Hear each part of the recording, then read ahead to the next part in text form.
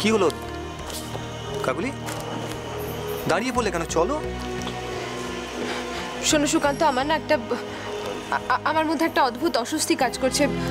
চলো আমরা চলে যাই, আমার দরকার নেই কোনো সার্টিফিকেট, আমার কিছু চাই না, তুমি চলো। আরে কাকুলি, এটা সার্টিফিকেটের কথা না, সামনে তোমার বাড়ি।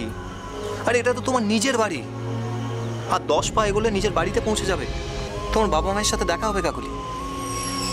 আচ্ছা সার্টিফিকেট না হয় নাই নিলে, তোমার ইচ্ছে করছে না একবার নিজের বাড়ি গিয়ে ঘুরে আসতে? মানে এত দূর এসে তুমি এখান থেকে চলে যাবে? তোমার কি মনে হয় আমার ইচ্ছে করে না? আমার মনে হয় না তোমাকে সাথে নিয়ে গিয়ে মা বাবাকে একটা প্রণাম করে আসি? কিন্তু পরিস্থিতিটা একটু বোঝার চেষ্টা করো তুমি।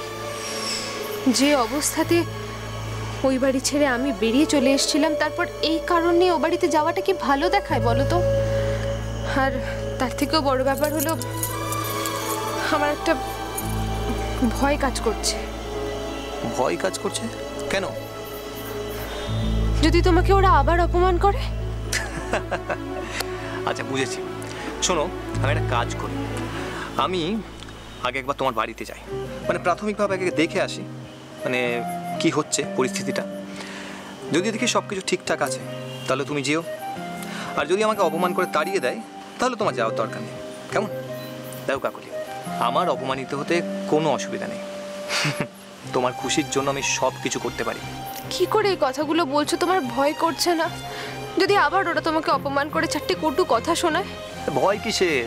তুমি আছো তো আমার সাথে, তুমি আমার সাথে থাকলে আমি সব কিছু করতে পারি, এই পৃথিবী জয় করে ফেলতে পারি।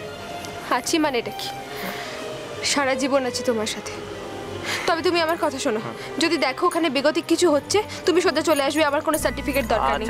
আমার স্বামী সম্মান সবার আগে, বুঝতে পেরেছো? আচ্ছা বাবা ঠিক আছে, এখানে লক্ষ্মী মেয়ের মতো একটু দাঁড়াও, আমি চট করে ঘুরে আসছি, কেমন?